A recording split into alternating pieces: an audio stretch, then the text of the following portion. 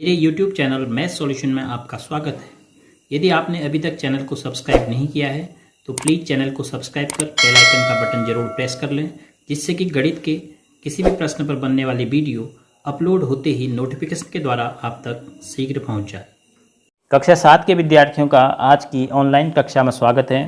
प्यारे बच्चों, आज प्रश्नावली 6.3 के प्रश्न संख्या 2 और उसके आगे हल की चर्चा करते हैं। तो प्रश्न संख्या 2 में आपको देखो 6 आकृतियां दी हुई हैं, प्रथम, द्वितीय, तृतीय, चतुर्थ, पंचम और षष्ठ। तो इन 6 आकृतियों में आपने x और y के मान ज्ञात करने हैं। तो जैसे कि प्रथम आकृति में आप देख रहे हैं, आपको एक त्रिभुज बना हुआ है और y के ठीक बगल में देखो रेखा के ऊपर बना रहा है 120 अंश। तो आप क्या लिख सकते हैं, y धन 120 अंश बराबर 180 अंश। और ये क्यों लिख रहे हैं आप, रैखिक युग्म के कारण। ये दोनों क्या हैं, रैखिक युग्म के कोण हैं, इसलिए आप ऐसा लिख रहे हैं।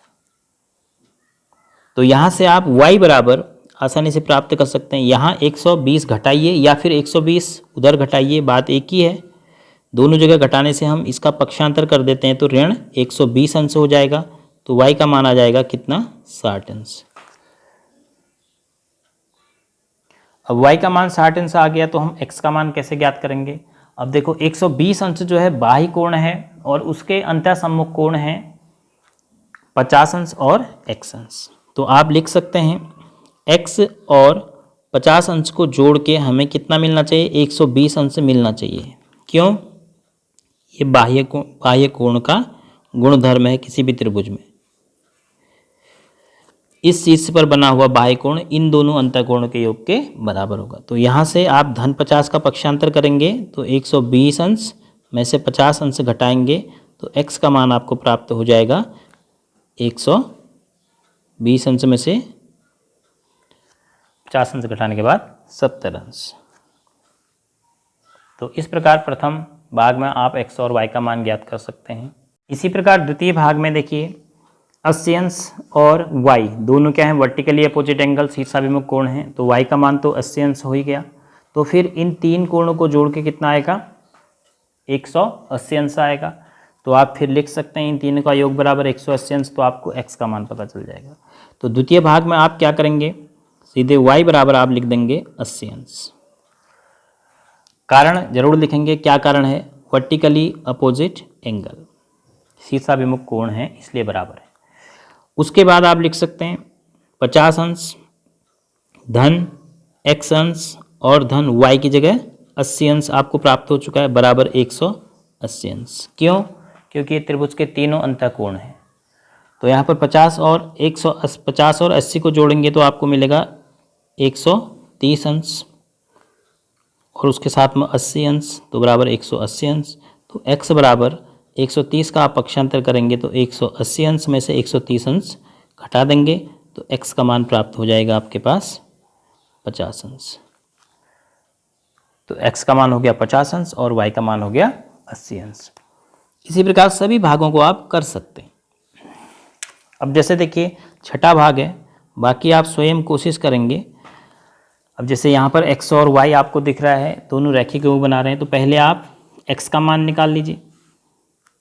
x बाह्य कोण है तो x बराबर कितना हो जाएगा, 50 धन 60, 110 अंश। तो x का मान आ गया।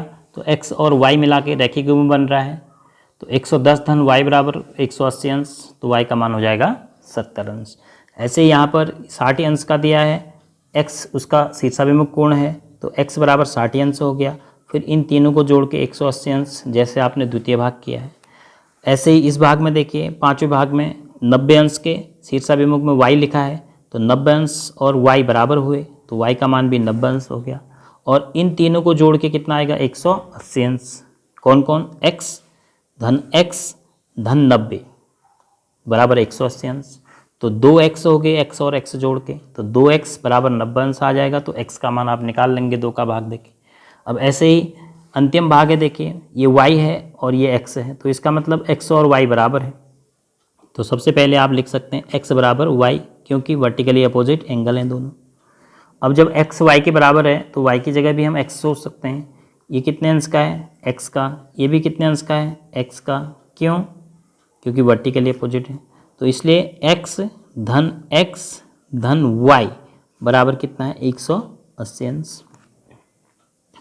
तो ये x और ये x कितना हो गया, 2x, और धन y की जगह भी हम y बराबर x लिख चुके हैं, तो इसकी जगह भी हम x लिख सकते हैं।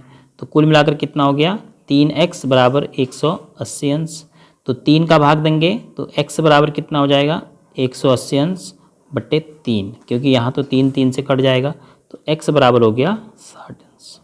तो y बराबर भी कितना हो गया, x के बराबर है, तो y का मान भी कितना हो जाएगा, 60 अंश। तो बाकी इसमें जो भाग छूटे हैं, तृतीय भाग, चतुर्थ भाग और पंचम भाग, ये आप स्वयं अभ्यास कीजिए। किसी प्रकार की समस्या हो तो पूछ सकते हैं।